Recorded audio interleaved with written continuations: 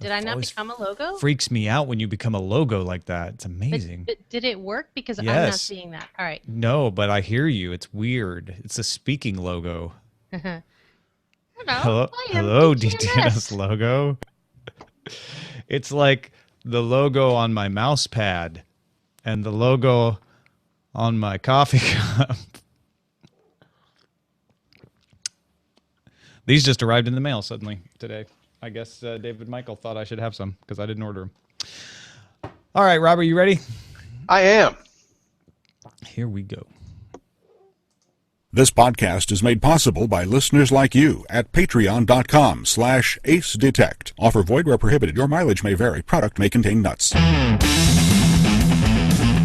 This is the Daily Tech News for Wednesday, January 28th, 2015. I'm Tom Merritt. Joining me today, Robert Heron, technologist and home theater expert, man behind HeronFidelity.com. We've been covering technology together for, I think we could literally say decades now, Robert. We can. Multiple centuries. It's at least 1.5 decades, which is technically plural. Multiple centuries, that's true. Huh? It's awesome. That's what it's great, man. It's great to have you on the show. Thanks for being on. Oh, my pleasure. Thank you for inviting me. Absolutely. We've got the Super Bowl coming up this weekend, so we have an excuse to talk about televisions. We're going to pretend like we're your local news, except we're going to give you much better information. We're going to talk about Sling TV from the video quality aspect. But first, let's get into the headlines. Sony and Spotify announced a new partnership today that will let PS4, PS3, and Xperia users link their PlayStation Network IDs with Spotify so that they can manage playlists, listen to playlists, subscribe to Spotify Premium. The new service will launch in 41 markets. At the same time, Sony's current Music Unlimited service is closing down in the 19 markets it's in as of March 29th. Active Music Unlimited subscribers on February 28th will get 30 days free access through the close of the service on March 29th. Also, not all 19 markets are the 41 markets getting Spotify, although most of them are. I think that's pretty cool. Yeah. In the sense that they have to expand, especially within the United States, in terms of who gets their programming and how they get it. So anywhere Spotify can get in, they should, especially if they ever plan on IPOing that company. And here's Sony, right? Sony has a music label. Sony has its own music service. Sony has music players. You'd think that they would want to guard jealously a music service, but they just realized Spotify does it better. That, and I wonder, too, if people would finally get the impression that's like, or Sony realized, it's like, look, a lot of people associate us with locking you into a specific platform. Here is one of the most popular music platforms out there, and we're bringing it to arguably our best hardware. So, although, yeah, some people are going to chafe. In fact, Tech Enthusiast in the chat room is already saying, you can only use it on premium. Boo. It's not the same as just having the app, Spotify. You have to actually pay for it to use it on the PlayStation. Good point. But the one good reason to upgrade to that, too, would be that you get better audio quality. So yeah, that's true.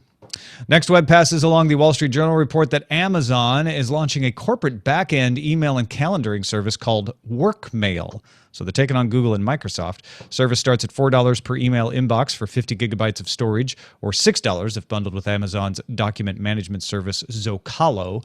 This is an enterprise play, obviously, and clients can use whatever email client they want, including Outlook, so Microsoft doesn't entirely lose out, but they lose out in the charging you for enterprise mail management side, which is where the money is.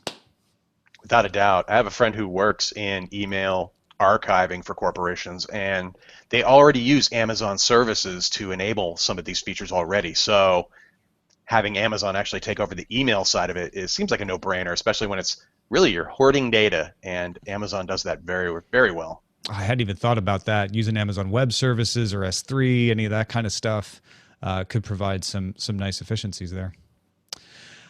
After one of their drones ended up on the White House lawn, drone maker DJI is going to release a mandatory firmware update to restrict their Phantom drones from flying in the Washington, D.C. area. Verge reports that DJI's drones currently use GPS to enforce restrictions near airports already.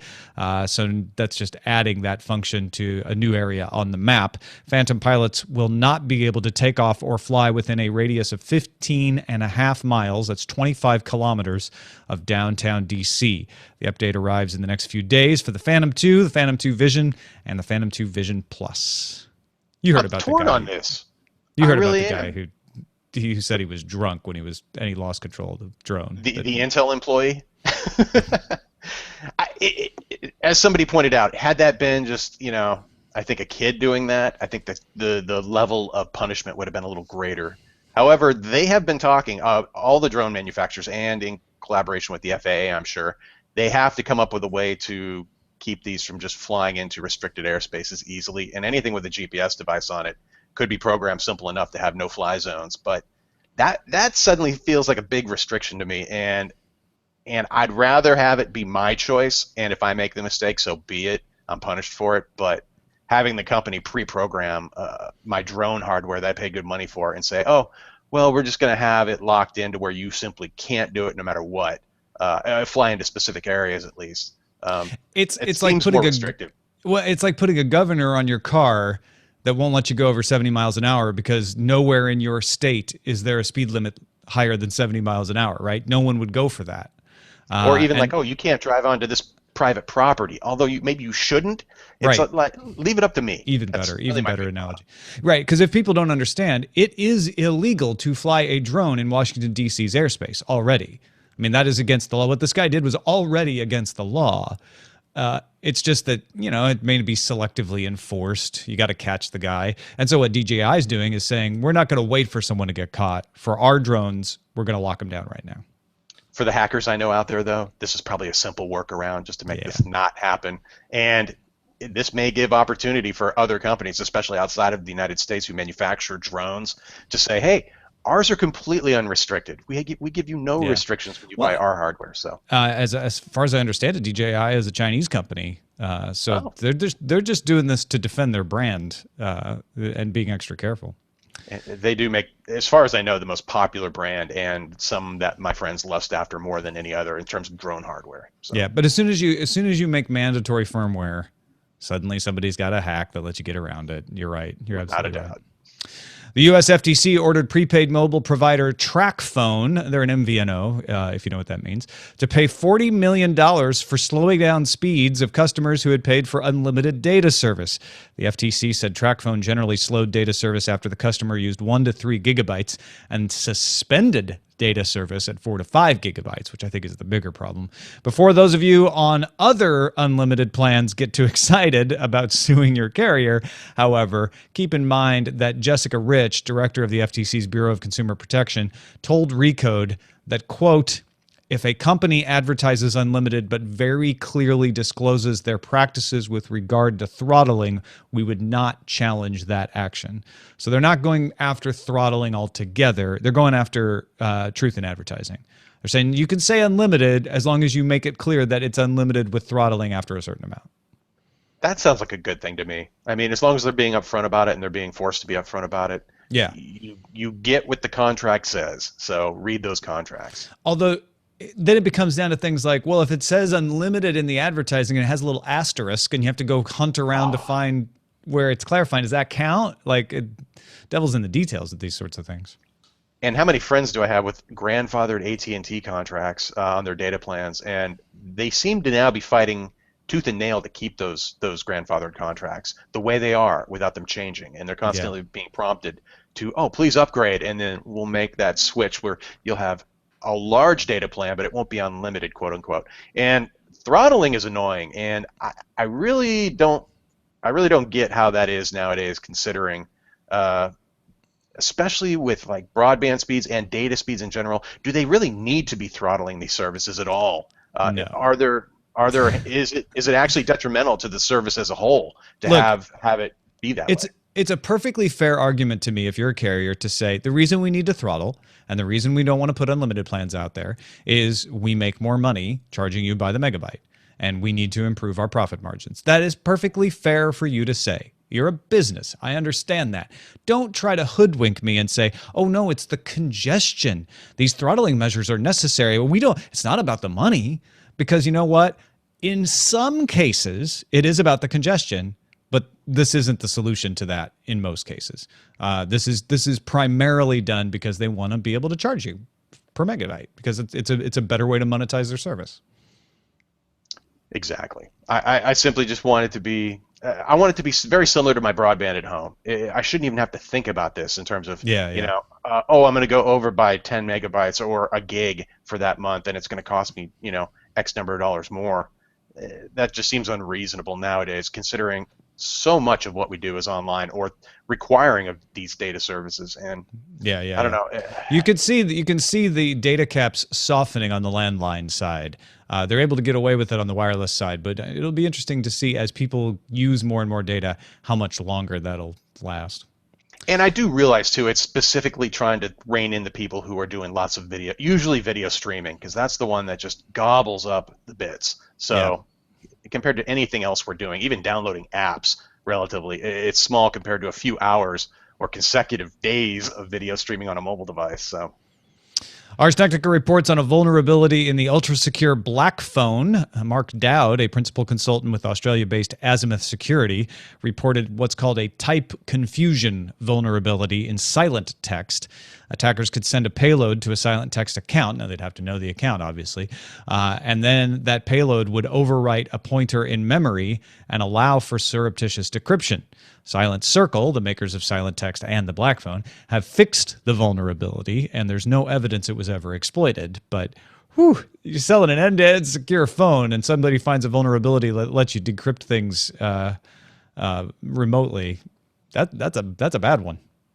That is, but I do appreciate the response. At least as far as it was reported in the timeline that they went through, as soon as they seemed to become aware of it, they were right on top of it and provided a fix. And for a $3,000 plus device that's supposed to keep all of your communications secure, I expect no less. And I would hope that if hackers or whoever find these vulnerabilities, that they are exploiting them just so they become public knowledge, rather than, you know, the old school traditions of only certain spy agencies tend to hoard this information, or they get sold on the black market as terms of just like zero-day exploits and things like that. So good for them for at least coming forward and saying, you know what, we know that's out there and we're already on it and we've already addressed it. I just hope now that they go back and confirm, somebody goes back and confirms that they actually did correct that issue to everyone's. TechCrunch reports on a new keyless deadbolt from Lockatron. This is a real-life lock, not a virtual lock. The previous crowd-funded project from the company cost you $179, and to put it nicely, it had some problems. The new smaller bolt sells for $99, although it replaces the deadbolt altogether rather than fit over your old one. That seems to have improved its ability. The new bolt connects to a smartphone by Bluetooth LE. So you can unlock it with an app. There's also a $49 adapter that can allow you to do remote unlocking just over the internet. And you can also do that without the adapter by sending an email or an SMS to somebody if you want to remotely unlock it through them, essentially. Basically, the adapter lets you, say, oh, the babysitter's there, let me unlock it from the office. The SMS and the email says, well, I'll just send a text to the babysitter and then she'll be able to unlock it. I think for restricted access scenarios, these are great devices. However, I have yet to see one that doesn't have some vulnerability in it. So that would be, again, my biggest concern. You go to a conference like Black Hat or, DEF CON, and there are competitions to see how quickly we can break these systems. And every alarm system company currently, especially the ones that are wirelessly enabled, currently have vulnerabilities that they're trying to repair. And using things like software-defined radios, the hacker community just seems to be having a field day showing how weak some of these systems are. So when it comes to what's on your front door, sometimes the old school high-end deadbolt with no wireless technology is the way to go. But the convenience of having something like Bluetooth, those aren't hack-proof either. Oh, not at all. Like I almost feel like it's less likely somebody's got a software-defined radio or something that they can use than it is that they just have a good old-fashioned lock-picking kit. Good point. So, and as I've seen law enforcement do in my own neighborhood, they just put a foot in the door a couple of times usually, and it comes right open. So there are multiple ways in, but the convenience factor is the big deal there. And to be able to send someone maybe a link or an app that you give permission to for a period of time and can revoke it, be that the babysitter or perhaps maybe an Airbnb rental or whatever. That would be nice stuff to have, let alone if you just forgot your keys and your significant other can get you in. I would love that too. Ars Technica reports on another round of good news for Nintendo's Wii U. Wii U sales rose 40% in the Americas in the past year, 64% in other non-Japanese countries. That's Europe and Australia mostly. Bad news came from the home country, though. Wii U sales dropped 40% last year in Japan. That's kind of normal for the second year of sales on Nintendo products in Japan. However, the new Nintendo 3DS shipped 1.84 million units after its debut in Japan and Australia. So that's pretty good numbers. And Nintendo reduced annual sales projections for the current fiscal year by 6.8%, but that was because of the weakening yen, they said. So Nintendo not going gangbusters, but it looks like they're righting the ship. Totally. And their history is also creating hardware that they design it from the ground up to make money right from the get-go. They're not in a hole of debt that they have to recover over years down the road. And that goes through the simplified designs. Not, it's all complex, but it's not as high-end and complex as, say, like a PlayStation 4 or an Xbox One. So I'm just glad they're still around because they have a terrific library of titles. And I think a lot of people are just getting new life out of the Wii U with some of the latest releases. And Mario Kart is getting rave reviews. So yeah, it's the games. It's always been the games. It just took a little longer for the games to catch on, I think, this time than it did previously. Are you ready for some football, Robert? Oh, heck yes. So is Facebook. According to Engadget, by way of Reuters, Facebook will sell ads that target users based on what they're talking about in real time on Super Bowl Sunday. So it won't be just the ads on TV. You'll be getting ads in your Facebook feed as well. That means there's a good chance your Facebook feed will be full of American football chatter, which means a lot of related ads, including video ads that will play automatically in your news feed. So if you live in Seattle and you start seeing a lot of ads for bicycle pumps, proper car tire inflation, Nerf balls, that's why. It's just a Deflategate thing. Also, there's a Facebook.com/Super Bowl portal. If you want to see what everyone's saying about the Super Bowl, you can go there. I've taken note that they seem to be watching every time I go onto Amazon to look around for products. As soon as I go back to Facebook, boom, everything I just looked for is now an ad on the sidebar. So yeah, they're getting just as good as Google at that. Yeah, they're not the only ones, I know, but it's also interconnected. I went to one of the hotel booking sites I do this pretty regularly to check on Dragon Con hotels in Atlanta for the end of August. And then immediately every ad I saw was for that same booking site for that hotel that isn't available right now. I'm like, you're just taunting me. That's rude. By the way, Facebook had their earnings today. 1.39 billion users, up 2.96% over the previous quarter. A staggering number of users. Company had earnings per share of 54 cents on revenue of $3.85 billion, beating analysts' expectations. Oh, yeah, no, it was a good one for Facebook. Take a look at some news from you on our subreddit. We get lots of great suggestions for the show. Really appreciate you looking at that. It's like having your own news feed. If you don't look at it, you should at least go look and at least vote a little bit at dailytechnewsshow.reddit.com. Andrew Daley submitted the Intercept report on another Snowden leak, this time about Canada's communications security establishment. According to documents, a program called Levitation can monitor downloads in several countries across Europe, the Middle East, North Africa, and North America. Levitation analyzes records of up to 15 million downloads daily, or it did at the time of these documents, from popular websites commonly used to share videos, photographs, music, and other files. They only named 3 of the websites: RapidShare, SendSpace, and of course Mega Upload, which is no longer in business. Levitation gets its data from a separate operation. It doesn't get it directly. That operation is called Atomic Banjo, that obtains data directly from tapped cables. I'll give you this. These security agencies are great at naming things.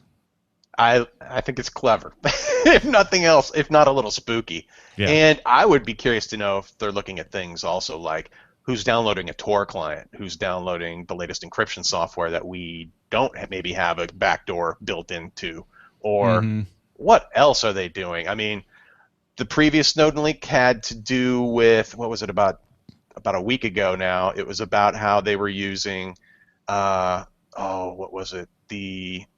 I'm drawing a blank, but I'm not sure which one you're thinking of. So they just put it out, and the EFF made fun of it. I'm thinking of something else, but it was related. I keep thinking it's called Atomic, but it's not Atomic. I've got the damn names in my head again for all the different things, but basically, this is like the second or third thing from the new bit of information that was recently released through Der Spiegel and other sources as well. And it was just more of the same. I think it's good for us to simply be aware of what's going on. The big takeaway from all of it, and just let the governments in charge know that not everything is just acceptable. Granted, if downloading specific files, it really sounds benign, but I kind of wonder on the back end what else is there to it. Snowden released some information about a botnet that was basically, it had to be used by the same group that also created a keylogger piece of software, and it all seems to be government related. So, they're doing exactly, I guess, what I would do if I had all that power. Look for information wherever you can find it, gather it up, and then be able to query it later if you're looking for something specific. I mean, that's what they're doing. Yeah. And until somebody tells you not to, and even if they do, there's no repercussions if you continue to do it. So again, this is our friends to the north, though. So yes, finally, Canada got some recognition for their spying.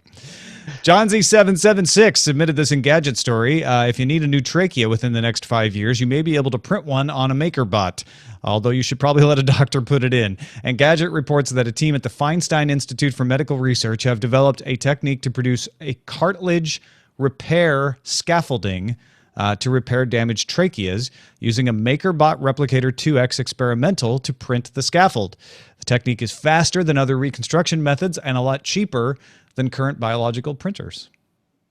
That's incredibly cool. It's crazy cool, yeah. There was a story recently about a gentleman whose wife had perhaps a growth in her head, and he ended up taking the scans from the hospital. You usually get them on a printing disc. it out. I saw that, yeah. Did the 3D printout, and he actually figured out where it might have been, and then he found a doctor who could use that model as well to help target the surgery, or in proton laser or whatever the hell they were using to do it. And we've talked about stories about people using 3D printers to create prosthetics that are cheaper and easier to use, especially for children, where they kind of, as they grow, the prosthetics need to grow with them, so it's really expensive to keep them using them.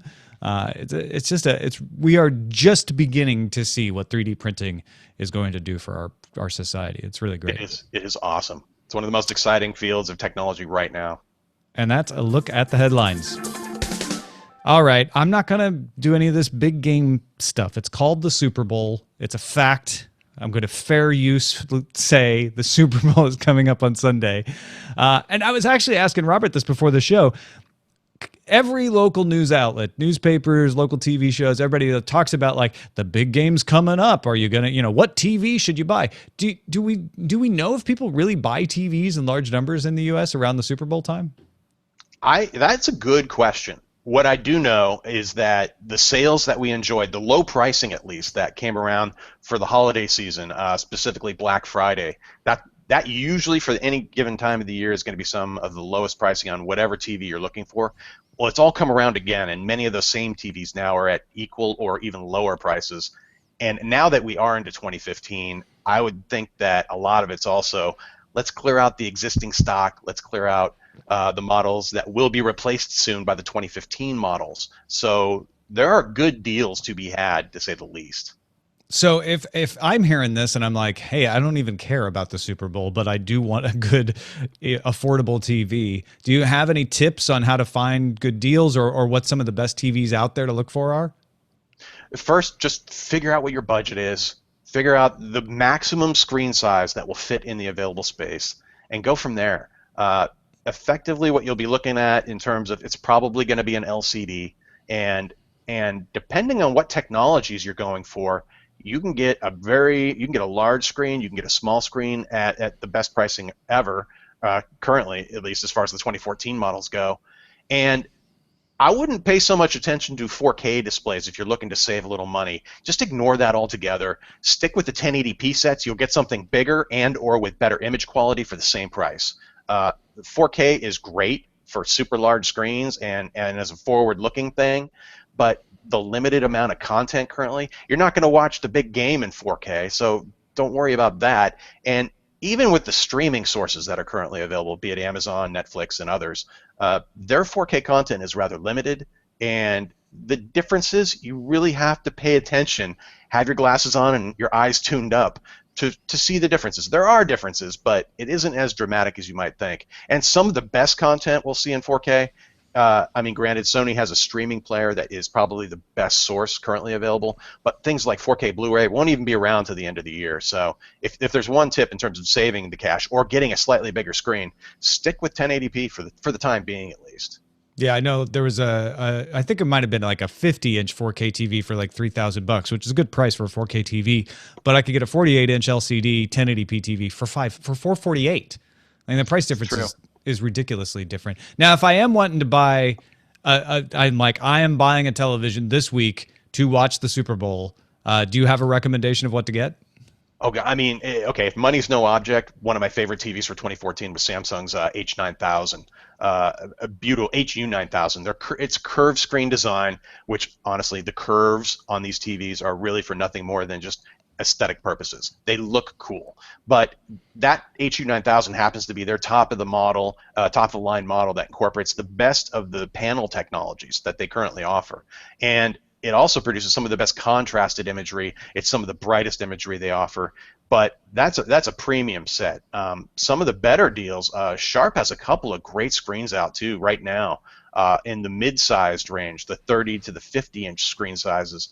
What was I just looking at? Their LE551U, one of the best lightweight deals there is in terms of just a portable screen, but still 1080p resolution and good direct LED backlighting systems for good brightness. Even in a well-lit room, you're going to get a good picture quality out of it. Vizio has their array of TVs out there. I had numerous issues with the P series, their 4K TV, but their M series, on the other hand, I think is a pretty phenomenal buy, and that's available up to 80 inches. And I just saw that in my local Costco. It was on pretty good sale. The 80-inch model is going to be a premium. It's close to like $2,700 right now. You also need a new house if you get an 80-inch model. Pretty much. Although, if you can fit a 70, you can probably fit an 80. So, well, now nice what about more large screen sizes popping up? What about projectors? Because I know you like projectors. Without a doubt. I mean, forget all of this. If you can have a display, any display you want for that big game, or just in general for viewing, projection is the way to go. I've set up an 80-inch portable screen over at a friend's house with a projector. We were thinking of 100-inch screen size for this room, and after seeing it in action and the brightness of the projector and the room environment, we decided that we're going to put a 120-inch screen in there. And that's the beauty of the projector. That's using the same projector. We're able to dial it into whatever screen size we can get away with for the available space, and excellent designs are available. I like 3-chip projectors personally. There are single-chip DLP projectors, which for 1080p designs start at about $800. For the 3-chip 1080p projectors, decent ones, they start at about $1,500–1,600. Epson has their 3500 and their 3600E that I'm actually reviewing the 3500 right now. That's perfect for if you have a little bit of light in the room and you need a really bright picture to counteract that. Sony, on the other hand, has a VPL HW40ES that's been out for a little while now, but it's available on sale currently for about $2,000. That has one of the best picture qualities I've seen out of a 3-chip projector at that price point that you can name. I set one up on a 92-inch screen in a well-light controlled room, and it looked phenomenal. And if you're into 3D, some of the very best 3D I've seen so far is with projectors, especially the Epson, for whatever reason. Kidding. They're using they use 240 hertz chips in the projector, but during 3D mode it jumps up to 480, and it is just a seamless looking image, especially for 3D playback. I'm not a huge fan of 3D, but for certain games and for certain content, it's fun to have. Also, that 3600E from Epson also has built-in wireless for HDMI too, which adds to a little bit of its convenience. But again, it's just really, if you're talking true big screen enjoyment, superb viewing angles, and different projectors for different room types, specifically for the lighting. If you have a dark room, you can go with just about any projector, and the picture's going to be bright enough. But having a good 3-chip projector compared to the single-chip projectors, the main benefit is also the color brightness. Single-chip DLP projectors can only show one of the primary colors at a time, sequential. And with 3-chip systems, you're actually generating the red, the blue, and the green simultaneously. And it goes a long way. Any projector can do black and white really bright, but when you get into color brightness, that's something that the 3-chip projectors excel at. And it's another reason why, if you're really looking to do a good home theater setup, go that 3-chip route. And again, screen choice can also influence how bright the image appears. So there's lots of flexibility. But it's also, too, you think about the weight of a screen, it's almost negligible. You don't even need a screen. Honestly, if you got a flat wall pointed at it, that Epson I mentioned, it also has built-in, I think, 2 10-watt speakers. And, it's not surround sound, but in a pinch or for outdoor use, it's going to sound fantastic. And I'm actually going to talk to my friend who I'm going over to their house this weekend. We'll probably set up the projector in the backyard with wireless HDMI, just to have that as like a second or third screen as people meander around snacking and watching the game. So that's great. Yeah. Now, if you spend all this time getting a really good picture, you need a really good source. A lot of people very excited about Sling TV. The invite started going out Tuesday morning. I'm still eagerly waiting for mine. I even signed up again today just in case mine got lost or something. If you haven't heard us talk about it, we've talked about it a lot. 12 channels for $20 a month. Live viewing, limited DVR capability. Not every channel even has it. ESPN doesn't have the DVR capability because essentially you're getting the Watch ESPN stream. In fact, Watch ESPN is going to come as a feature of this, but you can't even get that yet. So this is about like, I need to have live streaming going on. It's not really about on demand at this point, although they do have 3-day catch up for all the Scripps channels, HGTV and Food. And those, and they do have some limited video on demand. But what I really want to talk about is, I was thinking about this because Andrew Zarian was on Cord Killers on Monday, and he was complaining about the WWE on demand service. He's like, it's 720p. He's like, I need better than that. So he went back to cable so that he could watch a higher quality picture. How good is the Sling TV pictured, Robert? That 720p comment makes me think about MLB TV service. It is convenient as can be, but when I compare it to the broadcast quality from Comcast or whoever, usually it's a Comcast channel here in the Bay Area that you have to watch to see baseball games, the sports programming just simply looks better on a broadcast signal. There's more data, there's more resolution. Even if they're both 720p feeds, you usually will have more bit rate or more data being delivered to the screen. And to me, it looks better over the air than it does on my DirecTV feed, just because you're getting all the bits DirecTV compresses. Yeah, I have a love-hate relationship with satellite. Sometimes that's the only thing you have, but I find that among all the TV sources out there, if something's going to be more compressed than, say, cable or over-the-air or Fios or fiber, it's going to be satellite. And it used to be really bad for HD back in the day. It was ridiculously compressed. I'm hoping now with more MPEG-4 based encoding for the channels that they're offering and more satellites going up to support higher bandwidths, they'll be able to mimic at least or match the quality that you'll get from over the air or from a cable service. That, at least as far as I can tell and as far as I can see and measure, they are delivering, your cable and your Fios services are delivering identical bandwidth to the broadcast over the air, the free over the air content that you can get. Up to, and then technically the over the air content can be up to bit rates approaching almost 20 megabit for audio and video performance. So so you're going to we're going to step down if we get Sling TV, is what you're saying. It's I think so, not going to look as good. At CES, all the demos though were on mobile devices, tablets and phones and things like that, and I think that's perfect for that kind of usage. You're not as critical on a smaller screen device, and again, it goes back to convenience. If I do show this on and I would say also screen sizes below 50 inches, it will look pretty good. It's when you start carefully scrutinizing it on, say, a projection system at 80 or 100 inches or more, or even on a large flat panel, that's where it's easiest to pick up things like especially compression artifacts and other forms of just image degradation that just, it takes away from the experience. And again, the inability to pause certain channels too, to me that just sounds, it's a restriction. I'm sure it's not their idea to have it that way, but it would be nice to be able to have similar functionality with all channels. Granted, I would love to be able to go back 3 days with ESPN and catch a game or something later on. Oh, yeah. But, well, when you get the Watch ESPN authentication, then you'll get a lot more of that kind of option for ESPN. Totally. It sounds like they just haven't quite worked that deal out.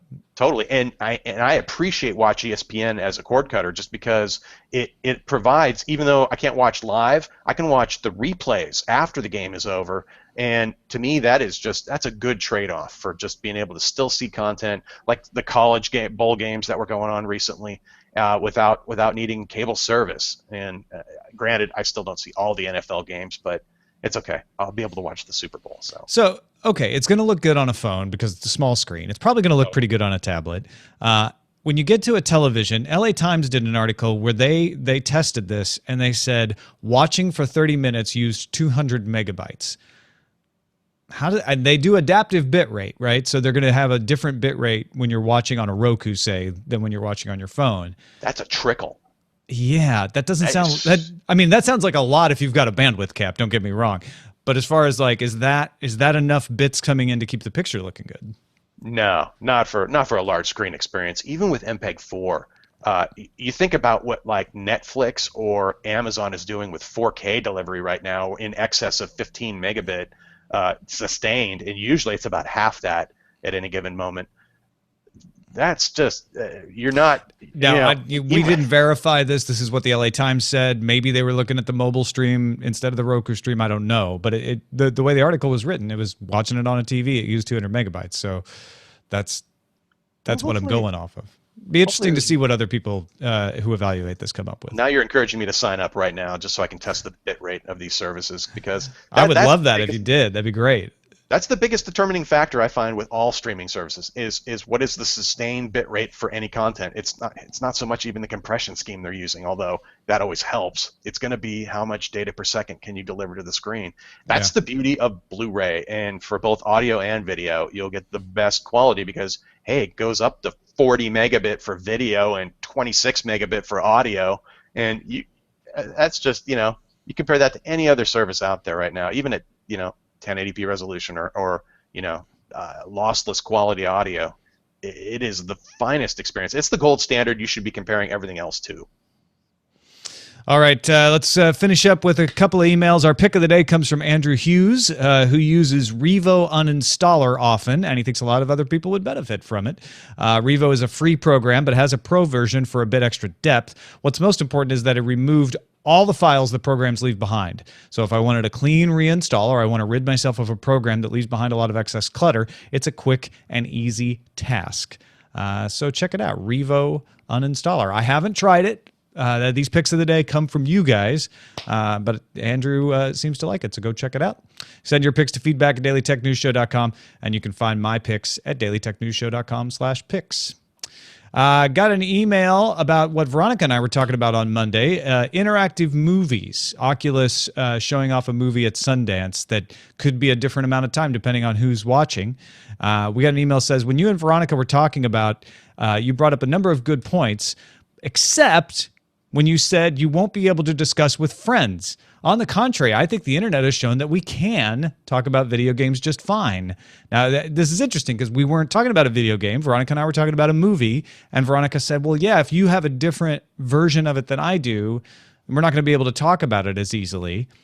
But our emailer says, look at the Mass Effect trilogy. How many possible major choices are there in that story? Yet the story is similar enough that two people can still talk about kicking butt against Reapers and getting fed up with the Council and how awesome your team is. And on top of that, you can explore the differences of the stories too. So I think you'll get a richer conversation out of it. But yes, it'll be tricky coordinating with other people. Maybe they'll need to offer in-game timers, etc. I think this is a really interesting point because one of the things when we talk about playing video games is we talk about our common strategies, right? Like, how did you get past this point? Oh, when you got to the top of this hill, what did you do? What was your way to camp out on that quest? When you're talking about watching a movie, even if it's a different aspect, I guess there's a similar thing, Robert, where you could say like, oh, when she said this, did you go left or did you go right? How much time did you spend looking at this thing that happened over there? And currently, I get that experience by watching a variety of YouTube sources or something like that, where different playthroughs. And it would be nice to have a couple people who have had distinctly different experiences have that conversation right in front of me. Like, I recently finished Far Cry 4, and I clearly got the bad ending. And I was like, and the save system in that game is different from the previous editions of that game. So I wasn't able just to simply jump back and pick it up and try it again. And I wasn't in the mood to go play through, 50 hours of gameplay all over again. So just to get it, what? I'm just going to go online. I'm going to watch some of the different outcomes and get a flavor for how it was, but it's much better, I think, if you have two people simultaneously discussing that kind of a topic. To me, that's as entertaining as anything. With the virtual reality movie too, it's a much less of an investment to go and just watch it over again, right? Than replaying a whole video game. Much so. You're not spending nearly the amount of time compared to a modern video game as well. So, finally, Joe wrote regarding our email from yesterday, who said, "Hey, your university might have VPN. That's a cheap or possibly free way to do some secure surfing when you're out and about. Just VPN back to your college." Joe says, "There are numerous ways for VPNs to be implemented via profiles, and the profile from your university may not force traffic through it. So be careful. For example, when I connect to VPN for my workplace," Joe says, "the enterprise DNS server becomes my primary, but all internet-bound traffic is still routed through my local connection. However, if I try to access a server or a printer or other resource at work, that will be routed over the VPN. In this case, the VPN would not provide any protection unless you were accessing a private resource. Public VPN providers' profiles generally send all traffic through the VPN because that's their purpose. So if you're not sure what's happening, you can go to any public IP checking site before and after connecting. Make sure your IP changed before you think you're secure. You can use Shields Up for that. It's a great way to check that. Thank you, Joe. Good morning. And thank you, Robert Heron. This was a really great conversation we had today. It was so fun hanging out with you. Always a pleasure, Tom. Thank you. Thank you for inviting me. Yeah, no, thanks for coming. Twitter.com/Robert Heron, RobertHeron, as you might guess. And go check out HeronFidelity.com as well. You've got a really good blog going on there, man. I put a lot of work into that, and pretty much all the content I do, either reviews for myself or other websites, get posted there, in addition to just anything and everything related to home theater. So if you were listening to our discussion of the TVs and you're like, I heard a lot of good things. I know 3 chips, but those model numbers, no one could possibly memorize them. Go to HeronFidelity.com/blog. You've got a deals post up from, I think, yesterday or the day before that covers all of that stuff. Yeah. Without a doubt. And I also have like a favorite section too. People ask me all the time, oh, what brand of Blu-ray player, or what brand of speakers, or what brand of TV do you what do you like? And I keep all that fairly updated regularly on the site for that. In addition to things I see, like be it CES or specific technologies like quantum dots. I talk to a lot of companies, and I try to write up as much of that as possible to have it available to everyone. Excellent. Thanks, man. And thank you to our bosses, 4,784 of you out there, and the number keeps going up. That is so amazing to me. Thank you for supporting the show. If you're finding value in the show and you can afford to give a little value back, that's all we're asking. $1 a month. That's 5 cents a show. Is the minimum. We did just add a new reward level to the Patreon, and anybody who's already at the level of $10 a month or more is already now a co-executive producer of the show and has the business cards to prove it. Scott Johnson did a little art for us. We put them on a business card template, sent them out to everybody who's backing at the $10 level. So yeah, become a co-executive producer of the show. Patreon.com/AceDetect. You can find that link and the links to all the ways to support the show at dailytechnewsshow.com/support. Also, want to remind people that Alpha Geek Radio has Daily Tech News Show available in its stream. It's where we stream live Monday through Friday, 4:30 Eastern, 1:30 Pacific. And they've been adding all kinds of ways to enjoy Alpha Geek Radio. You can get a Roku app now. You can get it on the Amazon Echo. There's all kinds of cool ways to listen to Alpha Geek Radio. So go to alphageekradio.com and look for the help part in the menu. Click on that and it'll show you all the different apps you can get. Don't forget, you can have a voice in what stories we cover at our subreddit, dailytechnewsshow.reddit.com. Email us, feedback at dailytechnewsshow.com. Give us a call, 512-59-DAILY, 512-593-2459. And our website is dailytechnewsshow.com. We'll be back tomorrow with co-founder of Relay FM, Mike Hurley. Talk to you then.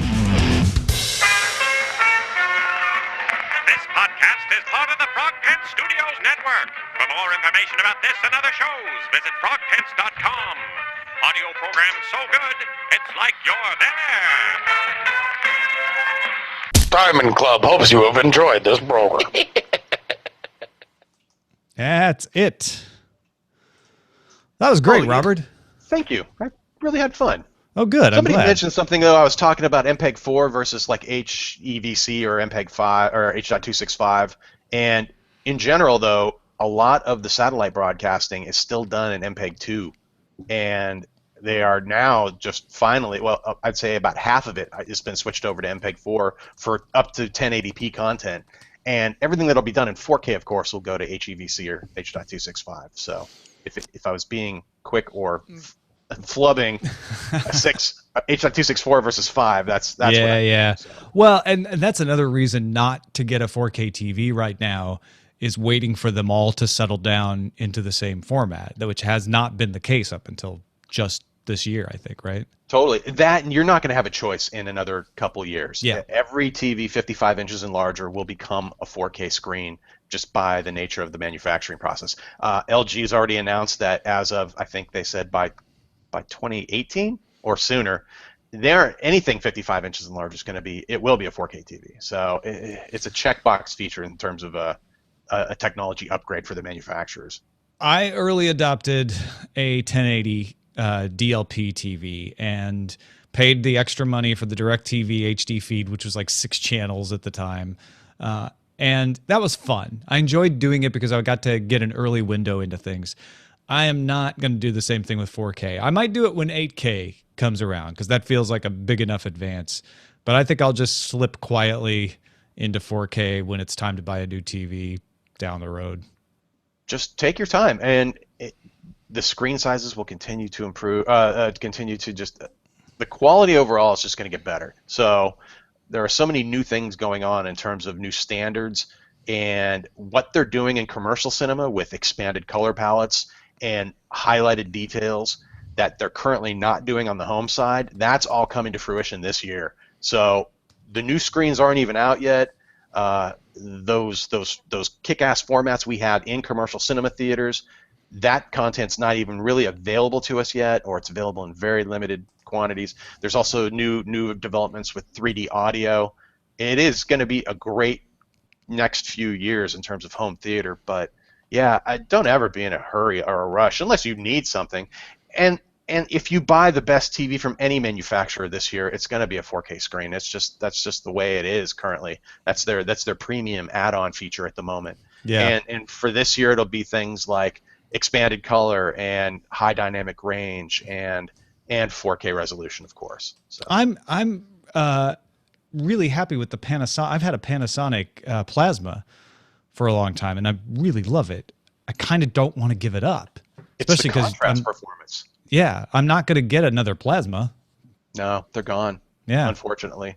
I have a Samsung that's just awesome, and the only thing that comes close to that is OLED, and OLED is expensive still. So yeah.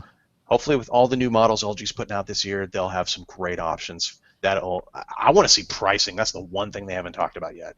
So we'll see. I wanted to ask you, did you see that 8K 3D glassesless TV that was from Samsung? I want to say Samsung, yeah. There was one there. I'm sure LG probably had one somewhere too. Yeah. It was that's the one that boggled my mind, which it didn't like work exactly in the way that I would expect 3D to work, but I was just sort of mind boggled by the idea of glassesless 3D. It's cool. It's just the lens system they'll put on the front of the screen, and then you're given basically a fixed number of zones. And what shocked me, it was even getting off to the side on that TV, which is something normally you can't do with a 3D TV. It still looked like it was jumping out, especially at some fairly extreme angles. And yeah, that also just showed. Me. Yeah, I'm still not. I don't do 3D a lot, but just seeing those large screen sizes, and for me, I want to see more of those like 22 by 9 format, the TVs that match the aspect ratio of most movies that we watch. Right. So you don't have black bars. Those I'd like to see become a little more popular, but those seem to be just a super premium option currently. So. No, I had a lot of fun wandering around TVville, like at CES with the curved and the super thin and everything, and then I realized like in a year I'm gonna put on my Oculus Rift and never see my TV again. Maybe. I am not convinced that virtual reality in that form will take over home theater. We'll see, but. I think for certain applications, it's going to be a necessary thing. And with Microsoft's latest developments that they showed off with their HoloCam or whatever the hell it's called. HoloLens, yeah. HoloLens. HoloLens. That looked really cool, actually. But I don't know. I've been dealing with 3D technology since I was like for way long now, 35 years.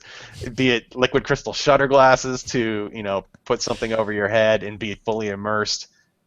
I'm just not convinced that it's something a lot of people want to do. Although, hey, I could be wrong. It's got to be brainless, right? It's got to be, I don't have to try. I just put it on and it was in 3D. And even then, some people don't want to do it. Like, I know Rafe Needleman's like, it hurts my head to watch. That too. And to see something like the Samsung demonstration they had at their booth on their mobile side, where they were taking their Note 4, I think it was, and using that has the 2560 by 1400 screen or 1600 screen, and using that as the device for a 3D headset, that I saw just as much excitement there. Well, granted, Oculus had the biggest crowd at their booth. Eileen bought a Note 4, and I've been trying to convince her to get a Galaxy Gear VR. Why not? And they started selling them on the Best Buy website now. You before you had to go to AT&T, which wasn't going to work for her because she's on T-Mobile, or you had to go to Samsung directly, which is fine. But now I'm just like, look, it's Best Buy. We just click. Come on. Let's do it.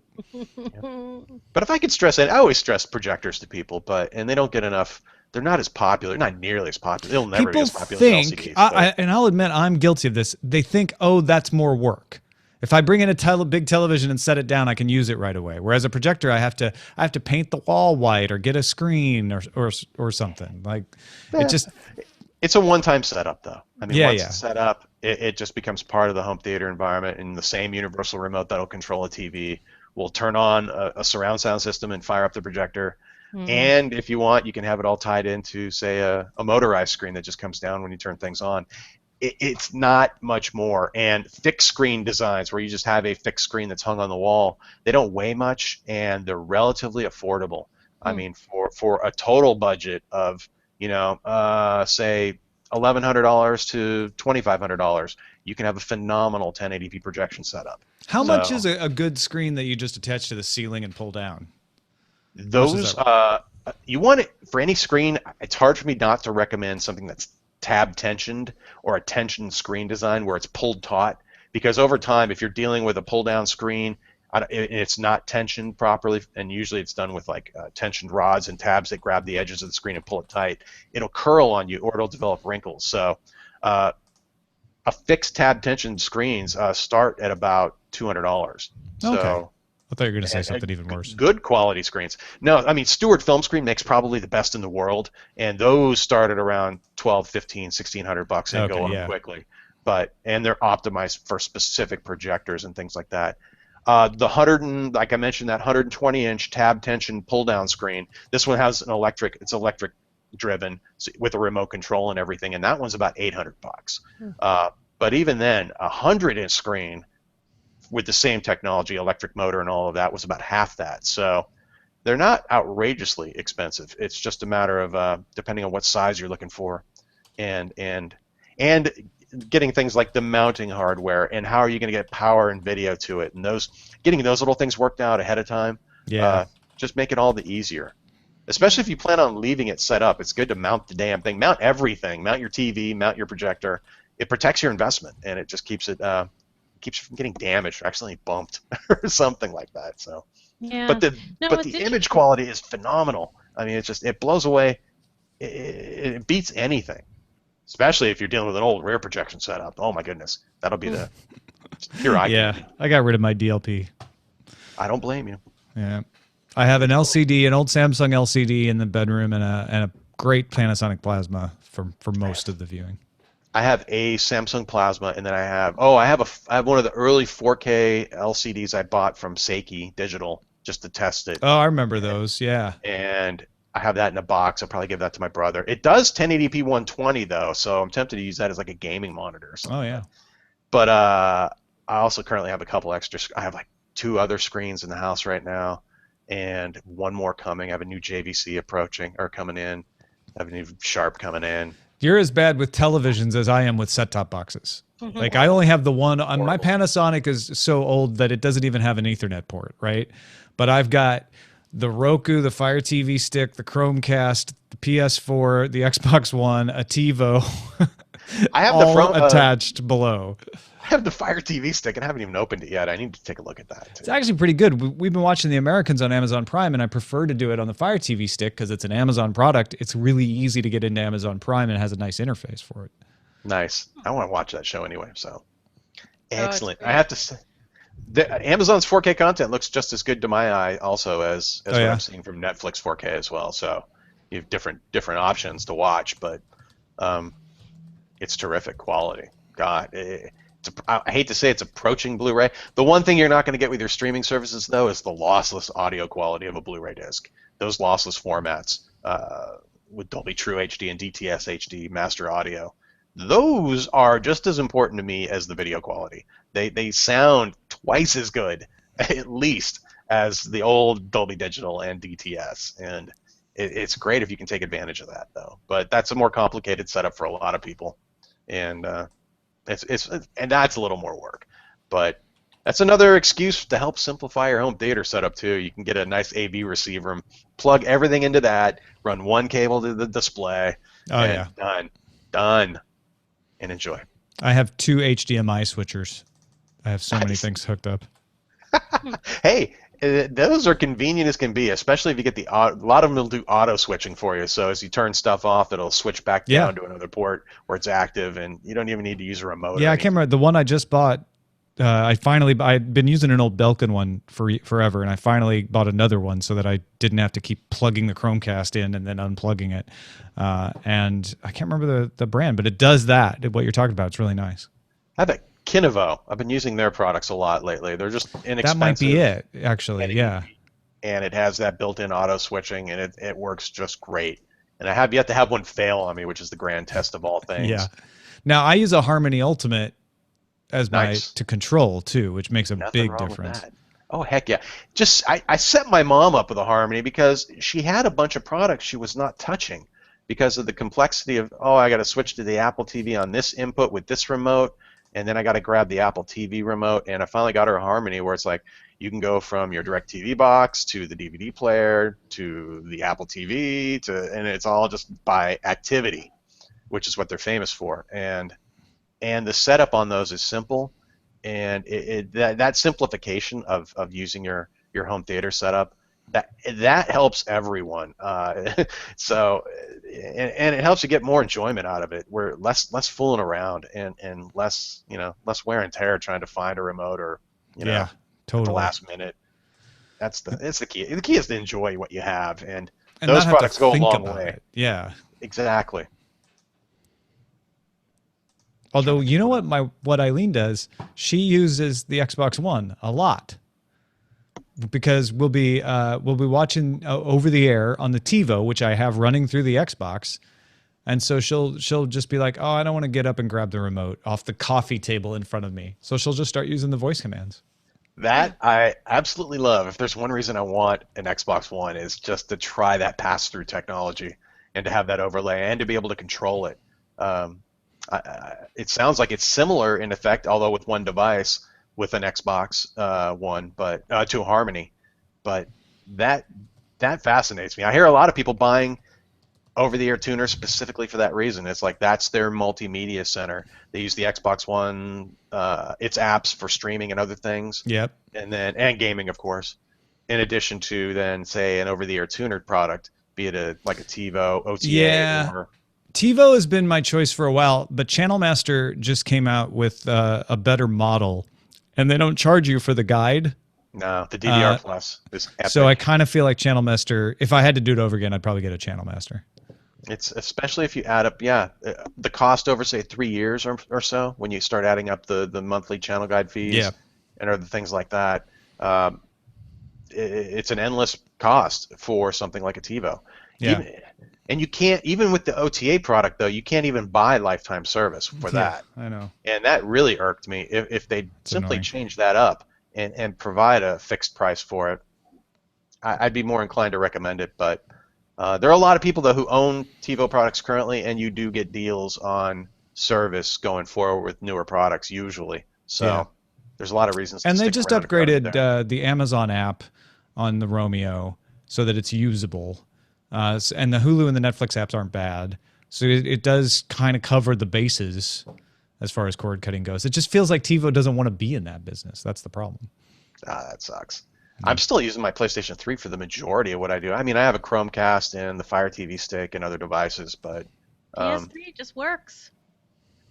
I absolutely love it, and it has still has the best Netflix experience. Yeah, they have Max on that, and everyone's like, "What are you talking about, Netflix Max?"